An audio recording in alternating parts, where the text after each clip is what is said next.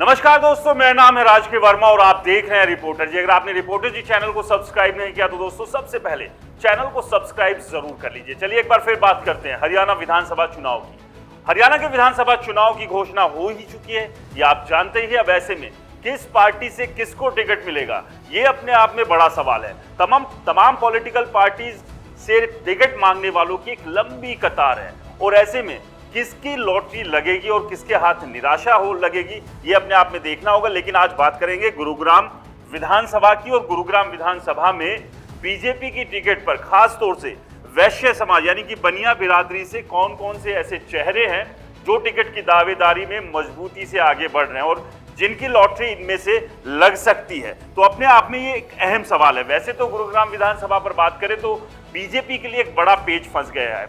कई अलग अलग नेता जो हैं वो मुश्किलें बीजेपी की बढ़ा सकते हैं। खासतौर से बात करें कांग्रेस से मोहित ग्रोवर है, आम आदमी पार्टी से अगर उमेश अग्रवाल को टिकट मिलता तो वो है, और अगर मुकेश शर्मा जो कि बीजेपी से टिकट मांग रहे हैं उन्हें टिकट नहीं मिली तो निर्दलीय के तौर पर वो टेंशन बन सकते हैं। लेकिन इस सब के बीच बात करते हैं कि बनिया बिरादरी से वो कौन से नाम है जो सबसे आगे चल रहे हैं, यानी कि जो टिकट की मांग या दौड़ में प्रबल दावेदार है। तो सबसे पहले अगर बात करें, सुधीर सिंगला है, नवीन गोयल है, सुभाष सिंगला है और रामअवतार गर्ग उर्फ बिट्टू है। तो ये चार ऐसे नाम हैं।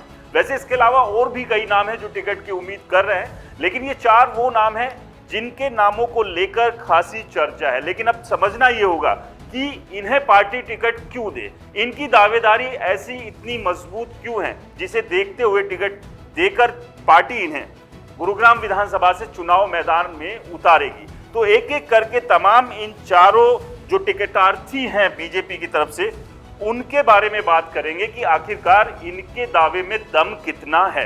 तो सबसे पहले बात करते हैं सुधीर सिंगला की, जो कि मौजूदा विधायक है। तो क्या पार्टी सुधीर सिंगला को एक बार फिर से टिकट दे सकती है, क्योंकि सुधीर सिंगला को लेकर भी कई तरह की चर्चाएं हैं। सुधीर सिंगला को लेकर चर्चाएं हैं कि सुधीर सिंगला ने चुनाव लड़ने से इनकार कर दिया है। अभी तक कोई ऑफिशियली कहीं ऐसा कोई कोर्ट उन्होंने किया नहीं है, लेकिन उनके समर्थकों के द्वारा यह कहा जा रहा है कि सुधीर सिंगला 2024 का चुनाव लड़ना चाहते नहीं है। लेकिन राजनीति है, राजनीति में कब किस जगह कौन सी बात फिट बैठ जाए और कौन सी बात से जो है नेता इनकार कर दे या उसे मानने को तैयार ना हो, वो अपने आप में बड़ा अहम हो जाता है। लेकिन 2024 के चुनाव में टिकट की अगर बात करें, क्योंकि मौजूदा विधायक है, ऐसे में सबसे पहली दावेदारी सुधीर सिंगला की बनती है कि वैश्य समाज से आते हैं। 2019 का विधानसभा चुनाव बीजेपी की टिकट पर पहली बार लड़ा था और 30,000 से ज्यादा वोटों से जीत हासिल की थी, और पूर्व मंत्री सीताराम सिंगला के बेटे हैं। तो कई ऐसे फैक्टर हैं जो सुधीर सिंगला के लिए इस बार भी टिकट दिलाने का काम कर सकते हैं। लेकिन सबसे बड़ी बात यह है कि 2019 में विधायक बनने के बाद क्या सुधीर सिंगला ग्राउंड पर एक विधायक के तौर पर मौजूद रहे, लोगों की जो समस्याएं थी, लोगों की जो परेशानियां थी, उनके साथ क्या वो खड़े रहे, ये अपने आप में बड़ा अहम सवाल है। कहीं ना कहीं एक नाराजगी लोगों के भीतर अपने मौजूदा विधायक को लेकर है, क्योंकि अगर हर साल देखें, फिर चाहे पॉल्यूशन हो या फिर शहर का जलग्राम बन जाना हो, इस बार तो ये प्रॉब्लम्स और ज्यादा बढ़ गई है। पूरे शहर में गड्ढे ही गड्ढे, यानी कि जो हर बार हम कहते हैं कि सड़क नहीं, सड़क के भीतर गड्ढा है या गड्ढे में सड़क है, तो ये बड़ा कंफ्यूजन इस पूरे शहर में है।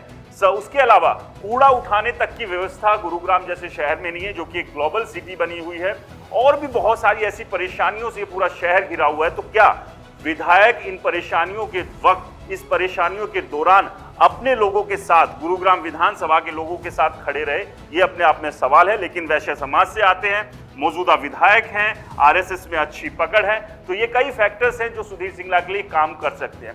इसके बाद जो दूसरा नाम है वो भी है वैश्य समाज से नवीन गोयल का।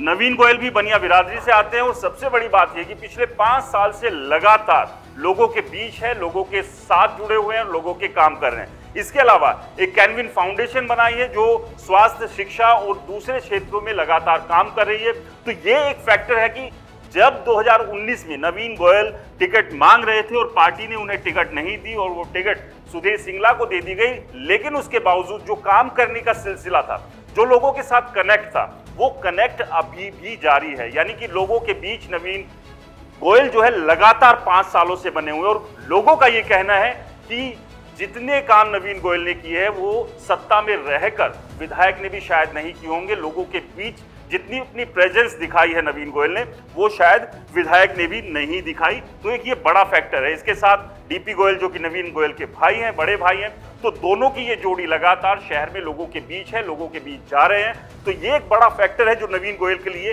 काम कर सकता है। और वैश्य समाज से आते हैं, युवा हैं, तो कई ये फैक्टर हैं जो नवीन गोयल की तरफ टिकट देने का इशारा बीजेपी की तरफ से कर सकते हैं। तो ऐसे में जो प्रबल दावेदारी अगर बात करें तो वो नवीन गोयल की भी यहां पर बनती है, वैश्य समाज से अगर टिकट बीजेपी देती है तो जो तीसरे नाम की बात करें वो है सुभाष सिंगला। इन्होंने भी हाल ही में टिकट को लेकर दावेदारी ठोकी है। इससे पहले टिकट की दावेदारी को लेकर सुभाष सिंगला दूर दूर तक नहीं थे, लेकिन अब इनके पोस्टर बैनर भी जो है वो नजर शहर में आने लगे हैं और वैश्य समाज से ही आते हैं। और इन्हें भी लगता है कि बीजेपी इन्हें टिकट दे सकती है क्योंकि इनके नाम के साथ भी सिंगला लगा हुआ है। तो एक कहीं ना कहीं ये भी कहा जा रहा है कि अगर सुधीर सिंगला को टिकट नहीं मिलती है तो वो क्या सुभाष सिंगला को आगे कर सकते हैं इस टिकट की दौड़ में।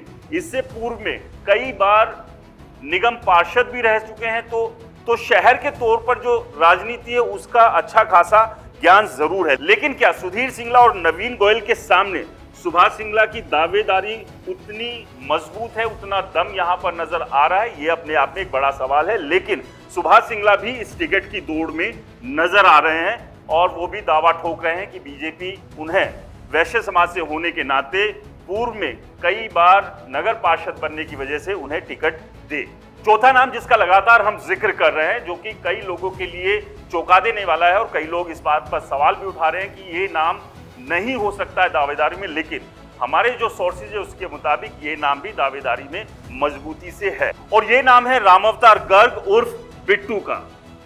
आरएसएस से जुड़े हुए हैं, आरएसएस में एक अच्छी खासी पैठ है और आरएसएस के बहुत ही सीनियर जो लोग हैं उनके साथ अच्छे संबंध जो है रामावतार गर्ग के हैं।